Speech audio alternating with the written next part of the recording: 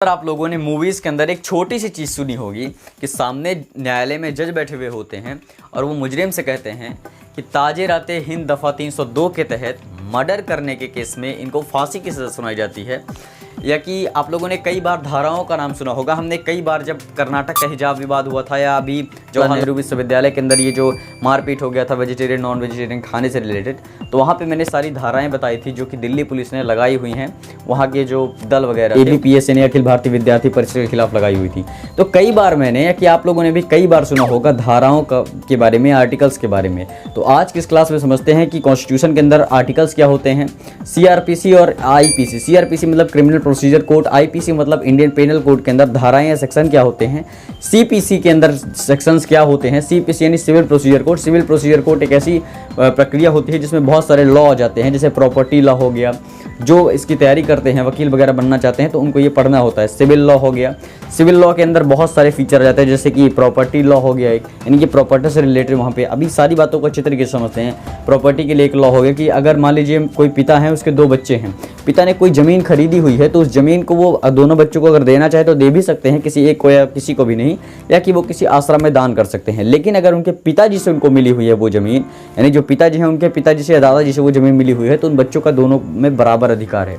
तो आइए आज के इस क्लास में यही सारी चीज़ें समझते हैं, आगे बढ़ते। देखिए, अब 26 जनवरी 1950 को हमारे देश का संविधान लागू हो गया। उस दिन से जो हमारा भारतीय संविधान था, उस संविधान की इस बुक को, जिसको डॉक्टर भीमराव अम्बेडकर ने बनाया था, एक बहुत समिति थी, इसमें भी हमने को नहीं जाना है। बेसिकली हमारा जो पॉइंट होना चाहिए देखने का, वो केवल हमें अभी आर्टिकल्स वगैरह सब समझने हैं, तो इसी तरीके से हम देखेंगे। तो ये जो कॉन्स्टिट्यूशन की बुक अभी आपको दिख रही है स्क्रीन पे, इस कॉन्स्टिट्यूशन की बुक में कुछ ही चीज़ें लिखी हुई है, इसमें सारी चीज़ें नहीं लिखी हुई हैं। कुछ चीज़ में क्या लिखी हुई है, तो इसमें देश की बातें लिखी हुई हैं। अभी हमारी पॉलिटी की सीरीज चल रही है, तो उसमें आप अच्छे तरीके से समझ भी सकते हैं। तो आप देश के लिए समझ सकते हैं कि इसमें देश किस तरीके से चलेगा, केंद्र सरकारें कैसे काम करेंगी, उनके अधिकार क्या होंगे, राज्य सरकारें कैसे काम करेंगी, राज्य सरकारों के साथ साथ किसी भारत में कोई व्यक्ति है उसको नागरिकताएं किस तरीके से मिलेंगी, उसके नागरिकता को छीनी कैसे जाएंगी, कौन है जो नागरिक रह सकता है लेकिन उसकी नागरिकता छीन ली जा सकती है, अधिकार क्या होंगे, अगर वो भारत का नागरिक है तो उसके क्या क्या अधिकार होंगे, क्या क्या दायित्व होंगे, ये सारी चीज़ें, कब उनके अधिकार छीन लिए जाएंगे, ये सारी चीज़ें लिखी हुई हैं। अब देखिए, कभी भी हम कोई भी किताब पढ़ते हैं, जैसे मैंने मैथ्स की बुक का उदाहरण दिया था पहली बारी क्लास में, तो मैथ्स की बुक में जैसे मान लीजिए RS अग्रवाल की कोई बुक है मैथ्स की, तो उस बुक के अंदर कुछ टॉपिक्स होंगे, जैसे एक दे दीजिए प्रतिशत हो गया, यानी परसेंटेज हो गया, और भी बहुत सारे टॉपिक्स होते हैं मैथ्स की बुक में। तो वो जो टॉपिक्स लिखे होते हैं वो क्रम बाई क्रम लिखे होते हैं, वो कितने पेज में है वो भी लिखा हुआ होता है। इसी तरीके से इस कॉन्स्टिट्यूशन की बुक में सारी बातें लिखी हुई हैं, इनको आर्टिकल्स कहा जाता है। ये जो टॉपिक्स दिए हुए हैं इनको आर्टिकल्स कहा जाता है, क्योंकि मान लीजिए अगर संविधान निर्माताओं ने संविधान को कहानी की तरह लिख दिया होता, तो अगर हमें मान लीजिए संसद के बारे में जानना है तो संसद की चर्चा 79 आर्टिकल में की हुई है, तो हम ऐसे खोलते जाते हमें पता ही नहीं चलता, 40 में आते या 50 में आते, कुछ पता ही नहीं चलता। तो इसीलिए इसको टॉपिक वाइज लिखना ज़रूरी था। तो कॉन्स्टिट्यूशन की बुक के जो टॉपिक्स होते हैं उनको आर्टिकल्स कहते हैं, हिंदी में अनुच्छेद कहते हैं। ये चीज़ आपको समझ में आ गई। तो आगे अब समझते हैं CPC यानी कि सिविल प्रोसीजर कोड क्या होता है। अब इसके बाद एक बुक आती है सिविल लॉ की। सिविल लॉ का मतलब होता है जिसमें चोरी चकारी, छीना झपटी, रेप, बलात्कार, ये सारे मामले, या कि कहीं बम फेंक दिए, कि बंदूक चला दिए, गोली मार दी किसी को, हत्या, इस टाइप के मामले नहीं आते हैं, यानी क्राइम से रिलेटेड यहाँ पे मामले नहीं होते हैं। इसमें ऐसे मामले आते हैं जो कि पैसे दे ले करके हम यहाँ पे कन्वर्सेशन के माध्यम से पैसे दे ले करके और इस मामले को निपटा सकते हैं। ऐसी जो किताब होती है, ऐसे जो लॉ होते हैं उसको कहते हैं सिविल लॉ। सिविल लॉ के अंदर भी बहुत सारे फीचर आ जाते हैं, जैसे कि पहला होता है प्रॉपर्टी लॉ। प्रॉपर्टी लॉ ऐसा लॉ होता है, जैसे मान लीजिए एक इसमें ये होता है कि जैसे मान लीजिए कोई पिता है, उनके 2 बच्चे हैं, तो अगर पिताजी ने कोई ज़मीन खरीदी हुई है अपने पैसे से, तो उस पैसे की ज़मीन को अगर वो चाहें तो अपने दोनों बच्चे में से किसी एक को दे दें, या कि उस ज़मीन को किसी को ना दें, वो दान दे दें कहीं पे आश्रम वगैरह में, से जो मामले होते हैं उसको प्रॉपर्टी लॉ कहते हैं। सिविल लॉ के अंदर और बहुत सारे लॉ हो जाते हैं जिनको पढ़ने की आवश्यकता होती है। प्रॉपर्टी लॉ के अब एक होता है एग्रीमेंट लॉ। एग्रीमेंट लॉ का मतलब होता है आपने लिखा हुआ है कि हम 1 साल काम करेंगे, 1 महीने में ही काम छोड़ के भाग जा रहे हैं। तो ये सारे मामले जो होते हैं जो कि पैसे द्वारा निपटा दिए जाते हैं, ऐसे मामलों को सिविल लॉ के अंदर एक आता है मुस्लिम लॉ। मुस्लिम के लिए एक पर्सनल लॉ होता है, हिंदू के लिए एक पर्सनल लॉ होता है। अब देखिए हिंदुओं के लिए जो तलाक की प्रक्रिया है वो बहुत ही ज़्यादा कॉम्प्लिकेटेड है। वहीं अगर मुस्लिम लॉ की बात की जाए तो मुस्लिम लॉ के अंदर तलाक इसलिए है क्योंकि इसके अंदर आप मैसेज के अंदर इसका बहुत ज़्यादा गलत इस्तेमाल किया जा रहा था मुस्लिम लॉ के अंदर, तलाक के अंदर, कि अगर आपने फेसबुक के अंदर 3 दफ़ा यहाँ पे उसमें लिख दिया तलाक तलाक तलाक तो उसको 3 तलाक कहते हैं। तो 3 तलाक के अंदर यहाँ पे हो जाता है कि अगर आप व्हाट्सअप पे मैसेज करके, व्हाट्सअप, इंस्टाग्राम, फेसबुक कहीं पे भी अगर आप मैसेज करके भी डाल देते हैं कि तलाक तलाक तलाक 3 दफ़ा, तो वहाँ पे तलाक यहाँ पे हो जाता है। तो ऐसे मामले को यहाँ पे डिस्कस किया जाता है यहाँ पे मुस्लिम लॉ के लिए। इसी तरीके से एक होता है एग्रीमेंट लॉ। तो आपने सब सिविल लॉ समझ गए। तो ये जो मामले होते हैं ये न्यायालय के अंदर चलते हैं और इनकी सुनवाई कब करना है, कब इसको मुजरिम को पेश करना है, कब पैसे देना है, कब इसके लिए सबूत मंगवाना है, ये सारी जो प्रोसीजर होते हैं, तो ये सिविल मामले के लिए जो प्रोसीजर बनती है उसे सिविल प्रोसीजर कोड कहते हैं। इसे हिंदी में दीवानी कहते हैं। सिविल प्रोसीजर कोड या हिंदी में इसे दीवानी कहते हैं। ये अब समझते हैं आईपीसी। इंडियन कॉन्स्टिट्यूशन के अंदर आर्टिकल्स थे जो कि टॉपिक वाइज लिखे हुए थे।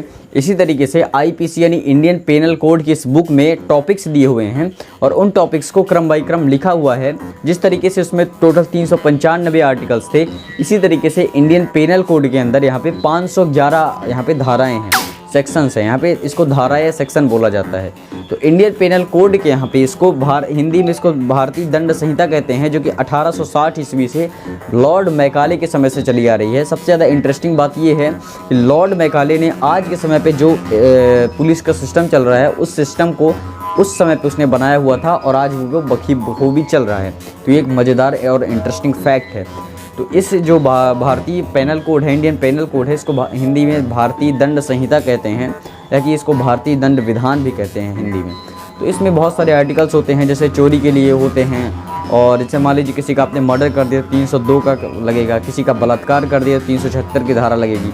मान लीजिए 377 धारा के अंदर ये है कि अगर आपने कोई अप्राकृतिक कृत्य कर दिया, अननेचुरल वर्क कर दिया, जैसे मान लीजिए आप बलात्कार किया, गैंग बलात्कार कर दिया, तो वो बहुत ज़्यादा अननेचुरल हो जाता है। तो अननेचुरल कृत्य के लिए यहाँ पे धारा 377 लगती है।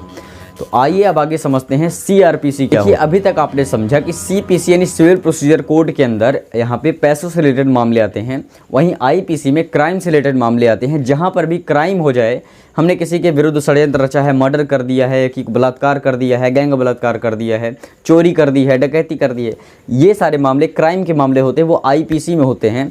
आईपीसी के अंदर टोटल 511 धाराएं हैं। जिस तरीके से कॉन्स्टिट्यूशन के अंदर आर्टिकल्स होते हैं उसी तरीके से 511 इसमें धाराएं हैं। वहाँ हम उसको आर्टिकल बोलते हैं, इसको धारा बोलते हैं, ठीक है।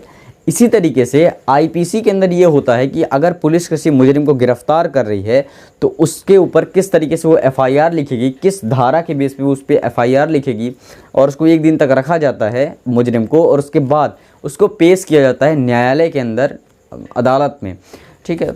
मूवी की भाषा में अदालत में उसको पेश किया जाता है। तो वहाँ पे पेश करने के बाद उसका बहुत सारा सिस्टम होता है। जैसे मान लीजिए वहाँ पे वकील जो होगा उसका मुजरिम का, तो वो ले जाकर डायरेक्ट जज को थोड़ी ना दे देगा, वो पेशकार उसके लिए होता है, उसके लिए पूरा सिस्टम होता है न्यायालय के अंदर।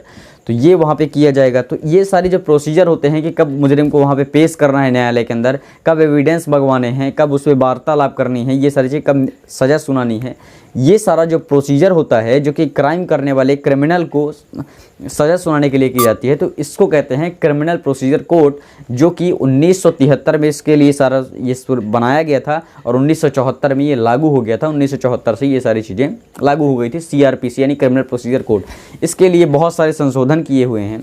तो आज की वीडियो में आपको समझ में आ गया कि आईपीसी और सीआरपीसी यानी इंडियन पेनल कोड और सीआरपी यानी क्रिमिनल प्रोसीजर कोड के अंदर के बीच में क्या डिफरेंस है। पहला डिफरेंस तो यह है कि आईपीसी के अंदर यहाँ पे 23 चैप्टर्स हैं, इसमें 37 चैप्टर्स हैं। इन्हीं चैप्टर्स में से सारी की सारी यहाँ पे धाराएं लिखी हुई हैं। अब देखिए, मान लीजिए हमें ऐसी कोई धाराएं बनाना पड़ गया, कानून बनाना पड़ गया, संविधान के अंदर आर्टिकल्स भी बनाने पड़ गए, तो वहाँ पे हम आर्टिकल्स को एक्सटेंड नहीं कर देंगे, 395 से 396 नहीं कर देंगे। वहाँ पे हम ABC करके एक्सटेंड कर सकते हैं, बढ़ा सकते हैं। इसी तरीके से धाराओं को भी बढ़ाया जा सकता है। तो आज की इस क्लास में आपको समझ में आ गया कि आईपीसी क्या होता है और सीआरपीसी क्या होता है। तब तक के लिए धन्यवाद, मिलते हैं अगली वीडियो।